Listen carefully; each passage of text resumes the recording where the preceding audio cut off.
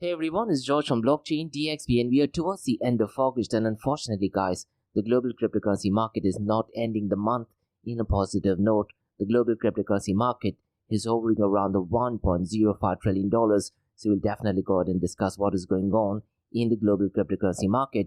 Now one of the legends in the finance world, that is Ray Dalio, he's definitely not a massive advocate of Bitcoin and cryptocurrencies, and he recently posted a video guys. He posted it via Facebook and also via LinkedIn where he actually talked about what according to him is an ideal digital coin. Now what I really recommend you to do is guys, make sure you follow Ray Dalio's YouTube channel because to be honest it is just a small snippet, roughly around a minute or so, where he's gone ahead and given his opinion on what should be an ideal coin. And most likely guys, I'm pretty much sure in the near future, some software developer will pick on this idea and will try to build something which is related to inflation. So we'll very briefly touch base on that. Now look guys, ever since Joe Biden did take the administration, the global cryptocurrency market is definitely not looking good.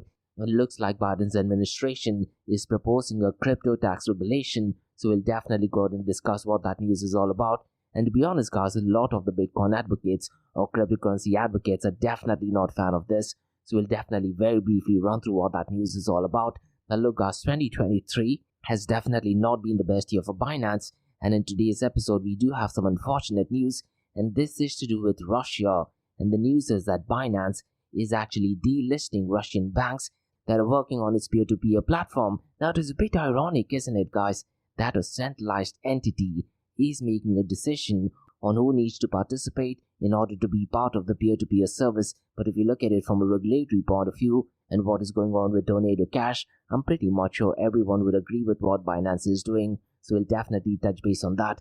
And listen guys, since the last few months, WorldCoin has definitely taken the cryptocurrency world by storm. And unfortunately guys, the news is that WorldCoin is down by well over 50%.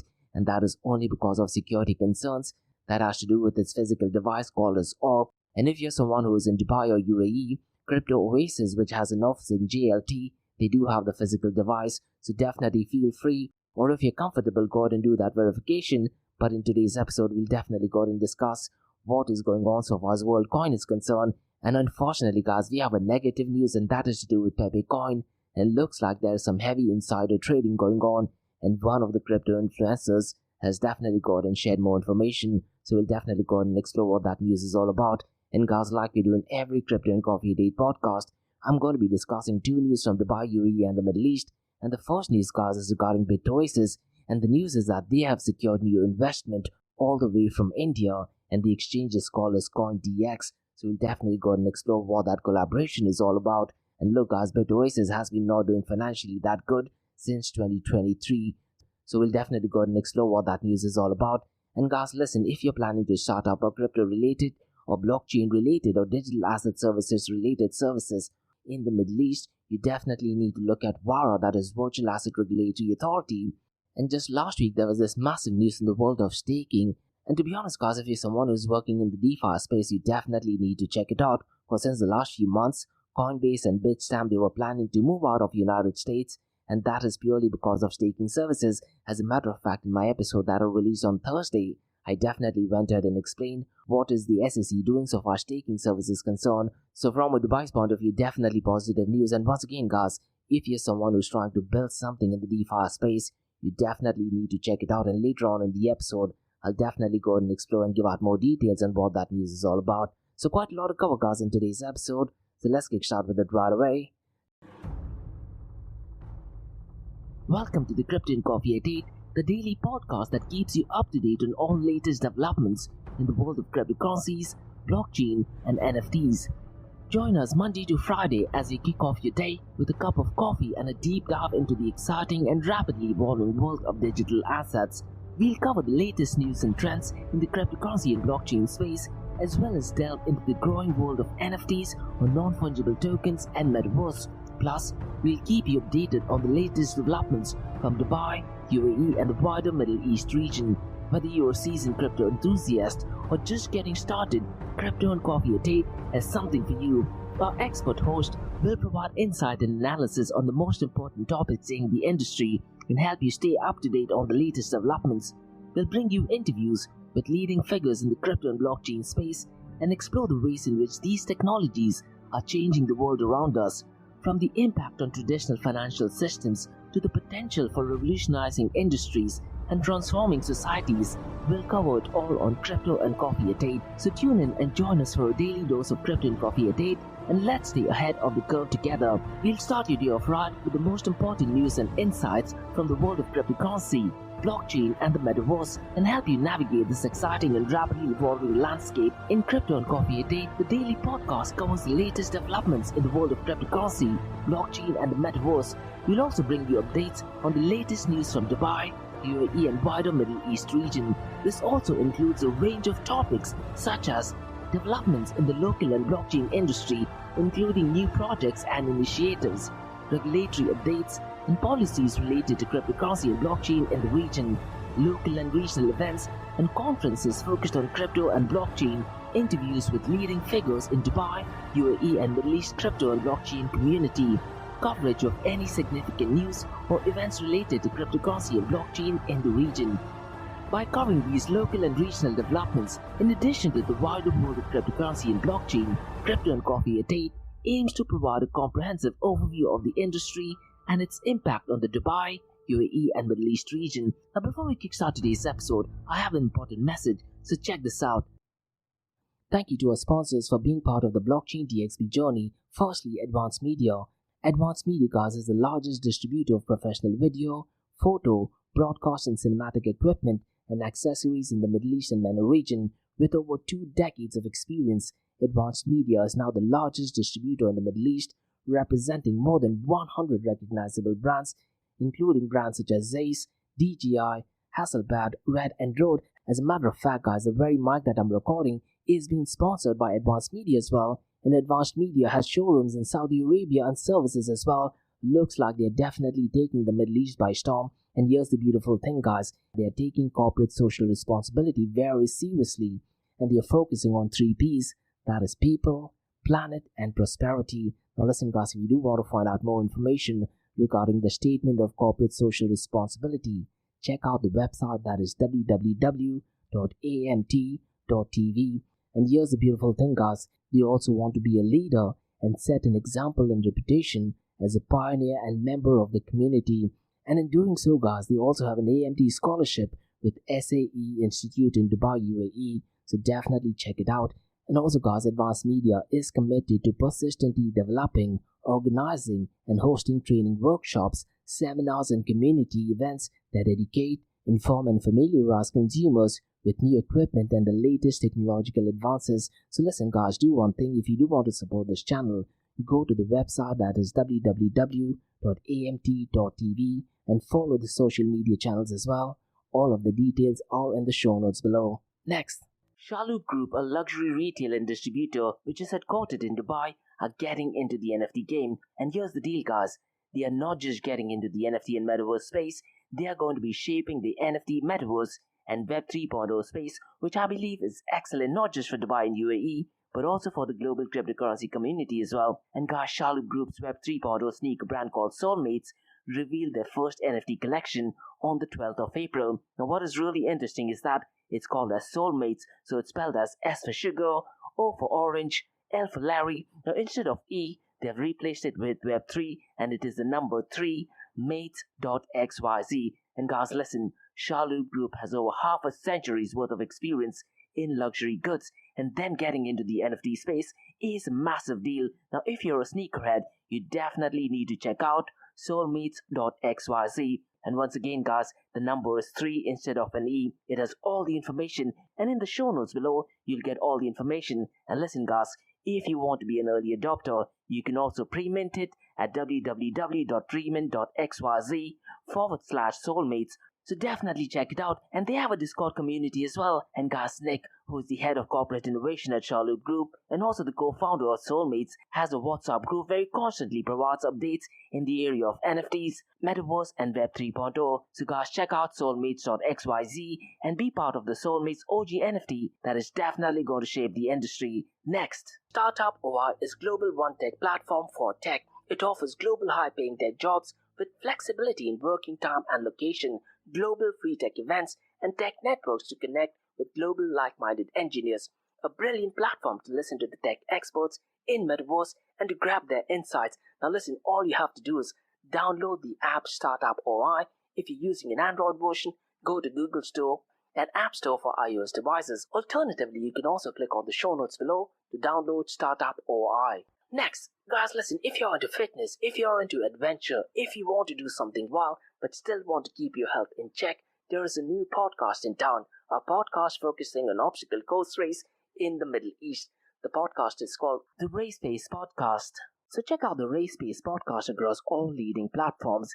And the Race Pace Podcast is a peer-to-peer community-driven podcast where they talk all about obstacle course race in the Middle East, from Sandstorm to Spartan Race, from Tough Mudder to Desert Warrior Challenge, and also the Government Gov Games, and quite a lot more. The podcast has interviews with athletes locally and internationally to get inside scoop on how athletes prepare for obstacle course race. In the podcast, they also talk about interesting stories on why they are motivated to do obstacle course race. And that's not all. They also plan to release 7 NFTs. And these NFTs are no ordinary. These NFTs will represent every emirate in the UAE. And listen, guys, these NFTs are going to be absolutely massive. So do one thing, go to Spotify, go to iTunes, go to any leading podcasting platform and search for Rise in the Obstacle Course Race podcast. And finally, guys, not your keys, not your crypto. If you have dabbled with cryptocurrencies and now are seriously getting to protect your cryptocurrencies, there is no better way to protect it by using a hardware wallet. And this is where Ledger Wallet kicks in. And Ledger Wallets are hardware cryptocurrency wallets made by Ledger, a company headquartered in Paris, France. And Ledger's hardware wallets are multi-currency wallets that are used to store private keys for cryptocurrencies offline. And Ledger offers 2 hardware wallets, the Ledger Nano and Ledger Nano X wallets. They are world-class experts with extensive crypto security backgrounds. They continuously look for vulnerabilities in Ledger products in a constant effort to improve the level of security. Now, in today's world, securing these digital assets is a critical challenge, and this is where Ledger kicks in. So click the link below to buy your hardware wallet and support this podcast. It is a brilliant way to support this podcast. So what are you waiting for? The link is in the show notes below. Now, guys, since you've taken care of that, let's kickstart by looking at the global cryptocurrency market. And as of today, it is at $1.05 trillion. And since the last 24 hours, it is marginally up by 0.31%. And the total cryptocurrency market volume, guys, is absolutely horrendous. It is down to $15.77 billion. Now, mind you, guys, I'm looking at these numbers in the early hours of Monday, that is 28th of August. And there is a very high possibility that it is still Sunday in most of the Western countries. And that's one of the reasons why the volume is ridiculously low. And to be honest, guys, this might be the very first time I've seen the total cryptocurrency market volume as low as $15.77 billion.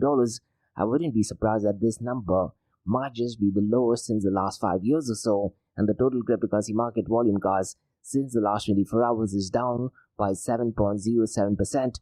The volume of DeFi is absolutely pathetic, and it is at $1.41 billion. And DeFi, guys, as of today, accounts for 8.92% of the total crypto market 24-hour volume. Definitely not ideal. If you look at the total value locked for DeFi protocols as well, guys, it is well below the $40 billion mark. And as of today, 28th of August, the total value locked is only at $38.01 billion, and Lido is still dominating with $14.04 billion locked in this protocol. Now, the numbers does not make sense, isn't it? Because the total value locked across all DeFi protocols has gone down, but if you look at Lido's performance, it is definitely doing great. So it looks like people are not actually focusing on the total value locked, rather they are focusing on getting the return of investments. And to be honest, guys, that is one of the drawbacks of human greed and game theory, isn't it? Now, guys, let's quickly run through the decentralized exchange to centralized exchange dominance. And unfortunately, guys, the number is at 7.08%. And look, guys, we talk so much about decentralization, or a fancy word called Web 3.0, but unfortunately, guys, the fact is, people are just not using decentralized exchanges, and the dominance of 7.08% is absolutely pathetically low. And as of today, guys, 28th of August, DeFi is accounting for only 8.92% of the total crypto market 24-hour volume. Now let me quickly run through the 24-hour volume of DeFi protocols, and it's no surprise, guys, that Uniswap is leading the pack, and the 24-hour volume is $334.91 million. And to be honest, guys, I wouldn't be surprised if this number goes threefold and crosses the $1 billion mark. and that usually happens on Monday. So on Tuesday's episode, definitely feel free to check out the volume of Uniswap.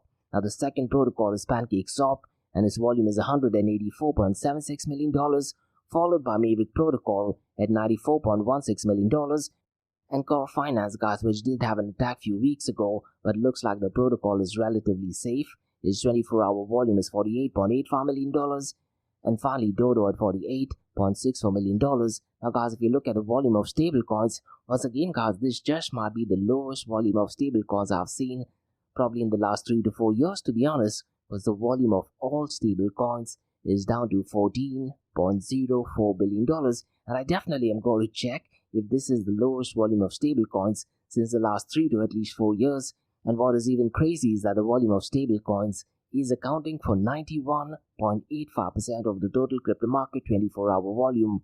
Definitely not ideal.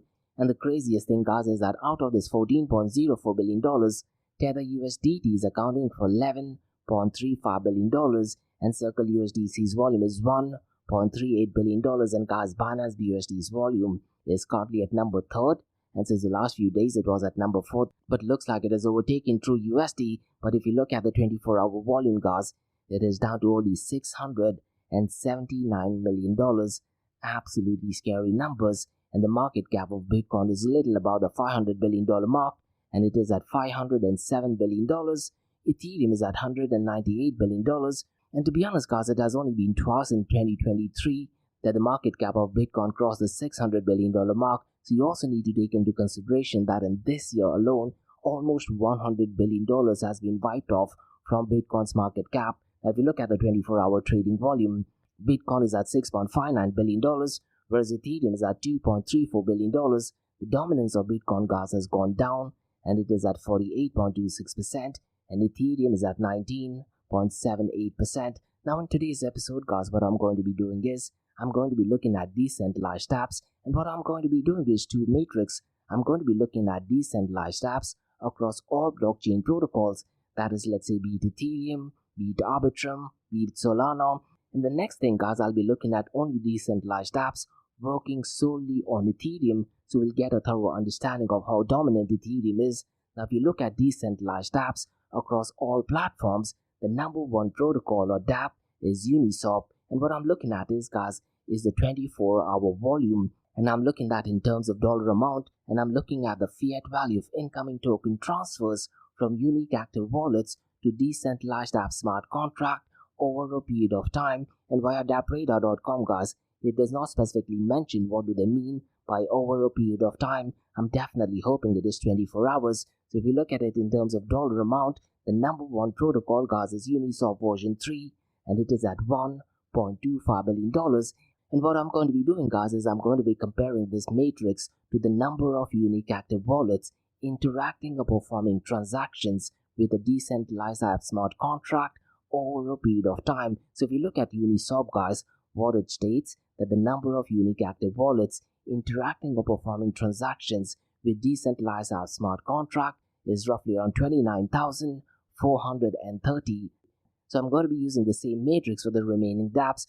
So if you look at decentralized apps across all platforms, the number one is Uniswap and the number second is SimpleFX. And if you look at it in terms of dollar amount, it is $236.88 million, and the number of people interacting or performing transaction with its decentralized app smart contract is 4,470. And the third protocol, guys, is called as Lighter, and this, to be honest, looks like a completely new protocol, and it is working only on Arbitrum.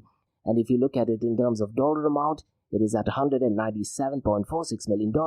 But if you look at the number of unique active wallets, guys, interacting or performing transactions with the decentralized app smart contract for Lighter, it is only at 16. Now, this does not mean that there are only 16 people using it. What it rather means is that there are 16 smart contracts, and under the smart contracts, there might be hundreds, if not thousands, of people using it. So as of 28th of August, guys, the topmost decentralized apps across all platforms is number one Uniswap, followed by SimpleFX, and the third one, guys, is a newbie called as Lighter. Now let's look at the same matrix, but I'm going to be looking at it only for Ethereum, and it's no surprise, guys, that Uniswap version 3 is number first, and if you look at it in terms of dollar amount, it is at $1.01 billion, And if you look at the number of unique active wallets interacting or performing transaction with its decentralized app smart contracts since the last 24 hours, it is 7,190. So what I'm looking at is Uniswap version 3 working or interacting only on Ethereum.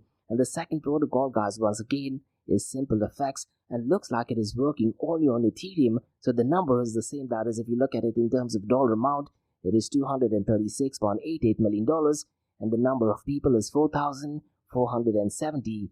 And the third most decentralized app used on Ethereum is 1inch Network, and if you look at it in terms of dollar amount, it is $85.91 million, and the number of unique active wallets interacting or performing transaction with its decentralized app smart contracts in the last 24 hours is 4,460. So those are the metrics, guys, and I'm pretty much sure these numbers will be definitely different, let's say by Monday or Tuesday. Now, guys, in today's episode, let me very briefly run through a protocol called as VARA, and it definitely did make quite a lot of news, particularly in 2019 when they had launched. So VARA, guys, is a blockchain network that focuses on security and decentralization, and it was launched in 2019, and it is built on Cosmos platform. And VARA, guys, has a unique way of securing its network using proof-of-stake consensus mechanism. This means that the special nodes called validators and are also rewarded with VARA tokens for their work, and validators must follow rules and put up collateral and ensure that they act honestly,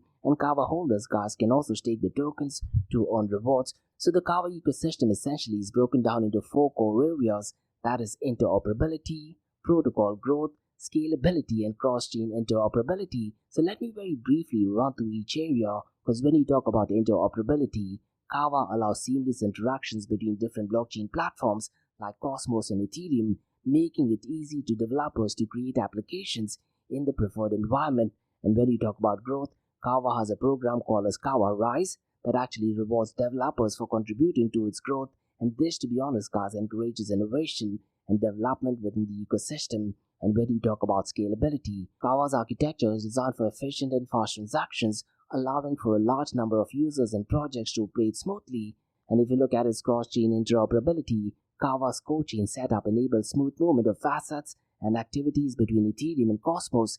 This helps in providing more opportunities for developers and users. So look, guys, if you're a developer, you definitely need to check out what VARA is, because the token was launched in 2019, and they did that with an event with Binance Launchpad. And guys, that is so important to understand that VARA token is used for various purposes within the VARA ecosystem, and the network is secured by validators who commit transactions and follow strict rules as well. And VARA smart contract have been audited by security firms to ensure their safety as well. So in a snapshot, guys, VARA does actually aim to create a secure and versatile blockchain platform with features like interoperability, scalability, and incentive of growth. And if you look at it via coin market cap, as of now, it is at number 66. And look, guys, it's going to be really interesting to see what the future of VARA protocol is.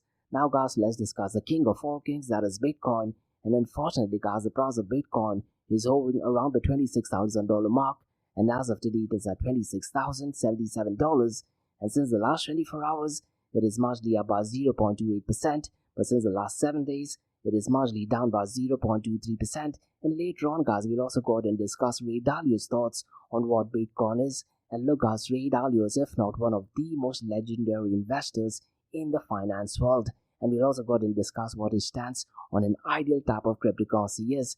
Now, before we get into that, let's quickly look at the price of Ethereum, because unfortunately, guys, the price of Ethereum is only at $1,652. And since the last 24 hours, it is marginally up by 0.54%. And since the last 7 days, it is down by 1.45%. And Binance BNB Coin, guys, it is relatively steady at $218. But here's the interesting matrix, guys. If you remember, when XRP was termed not a security, what happened is that the market cap of XRP definitely overtook Binance BNB Coin. And at that point of time, people were wondering if XRP is going to be dominant. But unfortunately, XRP's market cap has gone down. And as of today, 28th of August, Binance BNB Chain's market cap is $33.64 billion, whereas XRP or Ripple's market cap is down to $27.7 billion. And going back to the news regarding Binance BNB Coin, since the last 24 hours, it is marginally up by 1.05%, but since the last 7 days, it is up by 0.74%. And look, guys, Ray Dalio is, if not one of the most iconic people not just in the finance world. And lately, via LinkedIn, he's been promoting quite a lot of thought-provoking information. Last few days, guys, he's talked about visualization and general principles of living life as well. Now, he did put up a reel both in YouTube and in Facebook. Now, mind you guys, this is only 1 minute long, and in that video, he actually said that he does not think Bitcoin or even stable coins to be an ideal coin. Now, granted, guys, there's no much information in those videos, but he did actually mention it would be ideal to have a coin that is somehow somewhere connected to inflation. Now, the point that he makes is absolutely brilliant, guys, because what he says is that the price of Bitcoin fluctuates so much, how can it sustain individual buying power? So what he's talking about is an inflation-linked coin that will give individuals buying power. Now look guys, if you're someone who's a software developer, you definitely need to put your thinking hat on and maybe try to find out ways how you can create a coin that is linked to inflation. And the goal of the coin should be very simple. It should give the individuals the buying power whether inflation goes up or inflation goes down. Now will that thing happen? To be honest guys, I really am not sure. Now guys, let's discuss some unfortunate news, and that is regarding the Biden administration. And looks like they're proposing a crypto tax reporting form. And what happened is that the IRS, or Internal Revenue Services, proposed brokers to follow new rules for selling and trading digital assets. And with this news, guys, brokers would use a new form to make tax filing easier and prevent cheating on the taxes. That's at least what they say. But if you go to the document, guys, it is roughly 282 pages long, and a lot of the Bitcoin advocates and cryptocurrency advocates are definitely not liking this. As a matter of fact, Ryan Selkis, who is the founder and CEO of Messari, who I tend to look at it on a daily basis, he has actually said that there's no future of crypto in the US if Biden is re-elected. Definitely scary stuff. And to be honest, guys, knowing the history of left-leaning administration, I definitely do think that that is possible. And the US Committee of Financial Services Chair Patrick McHenry said that the rules are part of the Biden administration's ongoing attack on digital asset ecosystem. And look guys, I've said this over and over again, when you talk about cryptocurrencies and politics, left-leaning ideologies are definitely not in favor of Bitcoin, definitely not in favor of cryptocurrencies, they're definitely not in favor of freedom of speech as well. And apart from politicians guys, Christopher Perkins from venture firm CoinFirm also holds the view that other countries have surged ahead of US. And later on guys, in today's episode, I'm definitely going to be discussing news regarding Dubai's VARA, that is Virtual Asset Regulatory Authority, that are planning to make staking services much more easier in the Middle East. Now, so far as the news regarding the left-leaning administration is concerned, what Christopher Perkins believes that these rules will inevitably result in reduced innovation flowing into the United States of America. Now, we do want to read through the article, guys. Cointelegraph has written a beautiful summary. Now, let me very briefly run through what this news is all about, because unfortunately, guys, if Biden does get re-elected, the future of cryptocurrencies is definitely not looking good for the US. So the news is that the IRS, or the Internal Revenue Services in the United States, has released proposed rules for reporting taxes on digital assets like cryptocurrencies by brokers, and these rule guides are aimed at making taxing filing easier and preventing tax evasion. And brokers now would need to use a new form called as Form 1099-DA to report transactions involving digital assets, and this form would help taxpayers figure out if they owe taxes and simplify the process of reporting gains and losses from digital asset transactions. And the IRS wants to bring reporting for digital assets in line with reporting for other type of assets, and the proposed rules are part of Biden administration's efforts to implement the Infrastructure Investment and Jobs Act, also called as IIJA, which is expected to generate new tax revenue. And these rules, guys, if approved, would take effect from 2026 for transactions that occurred in 2025. And the IRS is accepting written comments on these proposal rules until the 30th of October, and there will be at least one public hearing about them. So definitely not positive news for Americans, especially for brokers in the United States of America.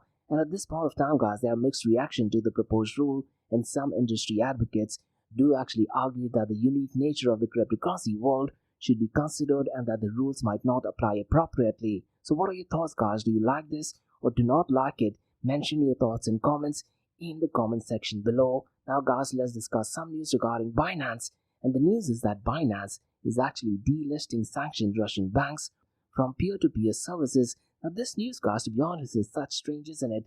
Because looks like a central entity is going ahead and delisting banks to participate in peer-to-peer service. Now, to be honest, this does not make any sense, but considering what happened to Tornado Cash, if Binance does not do that, it could be possible that they are aware of these transactions, and unfortunately, the future of Binance may definitely not be looking good. So the news, guys, is that CoinDesk is reporting that Russian users of Binance were able to move money abroad through their services, which could present legal challenges for the exchange. And Binance, guys, has decided to cut ties with 5 sanctioned Russian banks that were listed on the exchange's peer-to-peer service that could actually let users transfer funds in rubles, that is Russia's native currency. And the reason why Binance did that, guys, is due to a regular update of its system to comply with local and global regulatory standards and sanctions. That is exactly what Binance has said. But guys, listen, if you look at it, looks like a central entity can't go and make a decision for peer-to-peer services, isn't it? So definitely not the right news, but looks like what Binance is doing is definitely 100% right. And guys, it is also important to note that earlier there was an article which was published by Wall Street Journal which reported that Binance was actually helping Russians move money abroad, which put the exchange in a legally tricky position. And as we know, guys, Binance has faced severe legal challenges since the start of this year, including a lawsuit brought by the US Securities and Exchange Commission. So definitely not a positive news, I guess. Now, guys, let's discuss some news regarding WorldCoin. And the news is that the token is down by well over 50%. And mind you, guys, WorldCoin is a cryptocurrency project led by Sam Altman, the CEO and founder of OpenAI, and they were also the brainchild behind ChatGPT, and looks like they are facing increased scrutiny from regulators worldwide, and the token, guys, is down by 50%. And News BTC's article states that the crash was caused by morning data privacy paranoia. And look, guys, if you look at it, there's a lot of speculations, and to be honest, guys, a lot of them don't even know what WorldCoin is. They do not even know what the physical device called Orbs is, but they are trying to become experts. So as privacy is concerned, what I'd really recommend you to do is, guys, Bankless has a podcast with Sam Altman and one of the co-founders of WorldCoin, where they went ahead and explained what the privacy is, how they went ahead and designed a physical device. So what I'd recommend to do is, guys, listen to the episode first and then make your own decision, because as of now, guys, the project is using eyeball scanning orbs for user enrollment, and that has actually raised a lot of concerns about potential violation and data protection. And while I was researching for this podcast, guys, I did actually surf through some news that they were facing some problems all the way in Africa as well. So it looks like, guys, there's a lot of security concerns regarding WorldCoin. Unfortunately, guys, these concerns need not necessarily be true. Listen to the episode first, because they've gone and explained how users will be in control of their own data. They're also going ahead and using zero knowledge proof, and individuals over a period of time could have access to 100% of the data. But mind you, guys, at this point of time, I'm not trying to advocate WorldCoin. I'm just trying to state the facts, and these facts could definitely change over a period of time. And it could be possible that WorldCoin might try to breach some privacy as well. So it is so critical, guys, when you're talking about privacy. Make sure you go ahead and do your own research. Now, guys, let's discuss another unfortunate news for Monday, and that is regarding Pepecoin. And looks like there's insider trading going on. An on-chain analyst Yasin reports that insider selling of Pepe holdings with around 400 billion Pepe was sold, aligning with Poly's team's exposure. Now, Poly, guys, is a former Pepecoin Pepe promoter who recently turned into a crypto influencer, and he goes by the full name of Jeremy Poly Cohen, and he has leveled his insider trading allegations against Pepecoin team following the reported theft of around 16 trillion Pepe coins. And Poly, guys, looks like he's now exposing team members, and he's identifying and divulging the wallet activities. So if you go to the Twitter account, guys, he's actually given a screenshot of how many funds have been transferred to relevant wallets. And additionally, guys, he's also revealed personal information about several individuals from Pepecoin team and the detailed transaction activities. So definitely not an ideal move, particularly when there's so much of drama going on in the cryptocurrency world, and having insider trading in one of the meme coins is definitely not ideal. And Poly, guys, also disclosed that Pepecoin team also possesses approximately $16 to $17 million in Pepe token distribution across 9 wallets. But surprisingly, guys, the insiders refrain from selling their holdings. Instead, they are strategically offloading Pepe from centralized exchange wallet and establishing substantial short position. And this, to be honest, is definitely not looking good for the cryptocurrency world, not just for meme coins. It's going to be really interesting to see, guys, if there are some legal consequences for it. And unfortunately, I wouldn't be surprised that the price of Pepecoin dumps down because of this news. Now, guys, let's discuss 2 news from Dubai, UAE, and the Middle East. And the first news, guys, is BitOasis. They have secured new investment from CoinDCX, which is India's preferred and most valuable cryptocurrency exchange. Now let me go ahead and run through what this news is all about. So the news essentially, guys, is regarding BitOasis and CoinDCX, and BitOasis, guys, is a significant player in the MENA region, whereas CoinDCX holds prominence as a preferred exchange in India, and CoinDCX's initiative signifies a cross-regional collaboration with BitOasis securing funding from India's top cryptocurrency exchange. And this investment, guys, holds strategic importance as it is CoinDCX's initial foray into MENA region, bolstering BitOasis' credibility and position, and the financial infusion further strengthens BitOasis' role as a leading virtual asset service provider within the MENA region. And mind you, guys, BitOasis has been headquartered in Dubai since 2016, and they've been a pioneering force in the MENA cryptocurrency ecosystem as well. And I used to remember in 2016, the CEO of BitOasis, she used to attend meetup events, and she used to actually talk about Bitcoin and cryptocurrencies, and this was before the halving as well. And there used to be an event called as the Next Money series, and she was definitely an advocate of Bitcoin and cryptocurrencies. Now, so far as the news regarding BitOasis and CoinDCX is concerned, with availability of 15 regional countries, BitOasis has facilitated a secure and compliant platform for crypto activities, and both BitOasis and CoinDCX share a common commitment to regulatory compliance, transparency, and the protection of the users. And BitOasis, guys, has attracted investment not only from CoinDCX but also from other key players like VARA Capital and Jump Capital as well. And both platforms prioritize catering to diverse clientele, ranging from first-time buyers to seasoned traders and institutional clients. And CoinDCX, guys, has become India's preferred cryptocurrency exchange, aiming to democratize access to virtual assets and Web3 experiences. And CoinDCX, guys, emphasizes user safety and adheres to strict KYC and AML guidelines, fostering a secure trading environment. And look, guys, by employing a stringent 7M framework, CoinDCX ensures that only secure and reliable crypto projects are listed on its platform. And CoinDCX's partnership with Octo has led to secure multi-chain DeFi application, which is a simplified decentralized financial management. And CoinDCX Ventures, guys, has invested in over 15 innovative Web3 projects, nurturing the growth of Web3 ecosystem. And through initiatives like #Namaste Web3, CoinDCX actively educates Indians and the emerging Web3 landscape. And CoinDCX's vision, guys, has attracted investment from esteemed global investors, illustrating its potential and credibility. And at this point of time, guys, both BitOasis and CoinDCX are steering their regional towards decentralized future of Web3 with commitments to safety and education. And the investment from CoinDCX into BitOasis fosters a synergetic partnership, capitalizing on shared values and strategic alignment. So definitely some positive news and some kind of a saving grace for BitOasis as well. Now, guys, let's discuss the second news, that is from Virtual Asset Regulatory Authority in Dubai. And the news is that VARA has updated its rulebook, allowing staking from custody services in Dubai. And VARA, guys, enhances Dubai's crypto attractiveness with updated rulebook. And if you go to the website, guys, you can definitely see this news. So it looks like now staking will be allowed if requirements in the rulebook are met.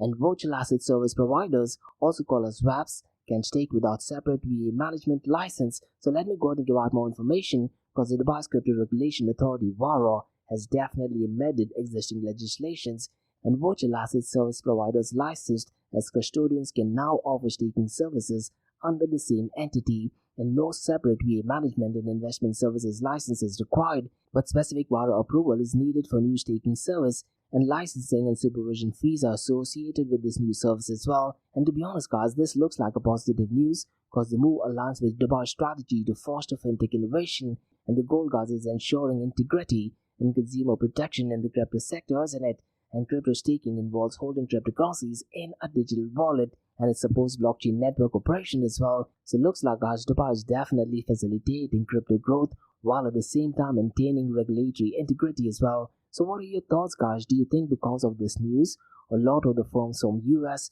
will eventually move to Dubai? Because we definitely talked about Coinbase. They definitely had some problems of our staking is concerned, and even Kraken definitely went ahead and paid a hefty fine to Security and Exchange Commission in US, acknowledging that what they were doing was not right. And even Bitstamp, they have decided to stop staking services for investors in US. So look, guys, I wouldn't be surprised if these three firms do actually set their office in Dubai. Now, guys, listen, although this news might sound to be really positive and beneficial, it is so critical to understand what the second line of Bitcoin white paper is, because the second line of Bitcoin white paper reads, the main benefits are lost if a trusted third party is still required to prevent double spending. But when you talk about custodial services, when you talk about staking, if you go ahead and give access of your cryptocurrencies to another party, the other party will have access and full control over your cryptocurrencies. So those are things that you definitely need to bear in mind. Now guys, listen, while staking can be a profitable venture, it is crucial for investors to be aware of these potential risks and conduct thorough research before engaging in any staking activities. Now let me very briefly run through 6 key areas that you should be aware about when you're getting into staking. The first one, guys, is security risks, and you need to understand that staking involves holding cryptocurrencies in a digital wallet, making them susceptible to hacking and cyber attacks, potentially resulting in loss of assets as well. And the second point is, guys, loss of liquidity. And you need to understand, guys, once assets are staked, they become illiquid during the staking period, limiting the ability to trade or even access funds when needed. And the third, guys, is smart contract vulnerabilities. And look, guys, staking typically involves interacting with smart contracts, and vulnerabilities in this smart contract could be exploited, leading to financial losses for stakers as well. And the fourth point, guys, is network risks. And as we know, guys, blockchain networks can experience technical issues. There are so many numerous amount of forks or even consensus problems that might affect staking rewards or even result in partial or complete loss of stake funds. And these are points, guys, that you need to be aware about. And more importantly, guys, even returns. There is a very high possibility of inadequate returns. Now, staking rewards might not always justify the risks involved, as market conditions and network dynamics can lead to fluctuations in the value of rewards. And look, guys, what happened to Celsius. They asked people to go out and stake their Bitcoin, and they actually went ahead and used that for own purposes. So definitely not ideal. And final point, guys, what I want to discuss is regulatory uncertainty. Now, it's good that Dubai's VARA is definitely taking the lead, but at a macro level, guys, staking services might fall into regulatory gray areas.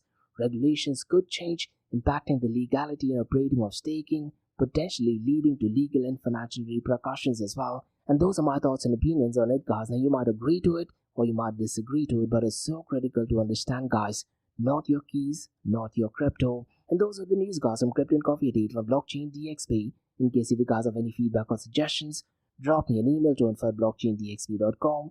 Check out my website www.blockchaindxp.com, and also check out my other website area2071.com that talks everything about Metaverse. And guys, if you like listening to this podcast, please click on the follow button, give it a 5-star rating, and share the word across. So let's get started with the Ask Me Anything series, where you listeners can ask any questions regarding Bitcoin, blockchain, beyond blockchain, cryptocurrencies, NFTs, DeFi, and Metaverse.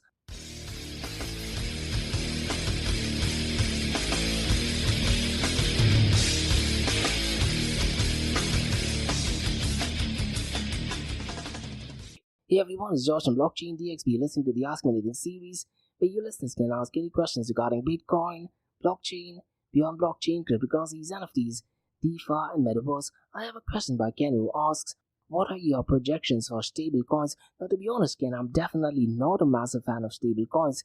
I'm definitely not a fan of USDT, and the reason is pretty simple. That is because of the audit purposes, and they do have a notorious history as well. Now, that thing being said, what I do feel what needs to happen, Ken, is people should start using decentralized exchange or even DeFi as opposed to stable coins. And look, Ken, there's always this thought that Bitcoin might prove to be a safe haven during war, during inflation, during, let's say, COVID. Unfortunately, none of these things turned out to be true. Unfortunately, looks like stable coins do actually turn out to be a safe haven during time of inflation, during time of COVID, or even during times of war. Unfortunately and strangely, Ken, in 2023, the volume is ridiculously low as well. So to be honest, I really am not sure what the future of stablecoins is. And I'm finding it so bizarre that last month, PayPal, Binance, Hedera, Hashgraph, and even Ripple were getting into stablecoins. Now, could it be possible a lot of these entities are definitely aware of what the future of stablecoins is? I really am not sure, because look, even if you look at the volume of today's podcast, that is 28th of August,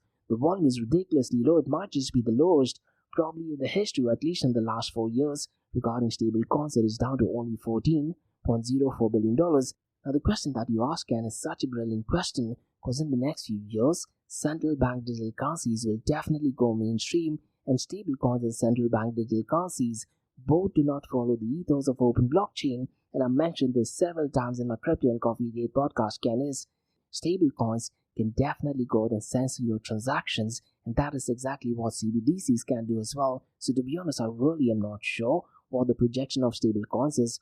What I could think of is, let's say in the next 2 years, maybe by 2026 or so, stablecoins will definitely be there. And as and when central bank digital currency goes mainstream, the people using stablecoins will definitely reduce, and the volume will definitely be shifted to central bank digital currencies. That's the only way I can think of. And as much as I dislike saying this, but by the time Metaverse gets mainstream, rather than using the stablecoins, I do have this feeling that central bank digital currencies will be an ideal fit. As in, why use stablecoin when you already have central bank digital currency? And you need to understand that stablecoin issuers definitely are acting the role of a bank. They're following regulatory guidelines, and they can definitely go on and censor your transactions as well. So going back to your question, Ken, regarding the projection for stablecoins, what I do feel is for the next 3 years, maybe the volume will definitely increase, but after 3 years, I definitely do feel that the volume of stablecoins is going to go down. And right now, we are living in a world where there is so much of war going on among stablecoins as well. And to be honest, I wouldn't be surprised if Circle USDC eventually turns out to be the leader. But those are my projections for stablecoins. So that's about all, guys, from the Ask Me Anything season Blockchain DXB. In case if you guys have any feedback or suggestions, drop me an email to info@blockchaindxb.com. Check out my website www.blockchaindxb.com, and also check out my other website area2071.com that talks everything about Metaverse. And guys, if you like listening to this podcast, please click on the follow button, give it a 5-star rating, and share the word across.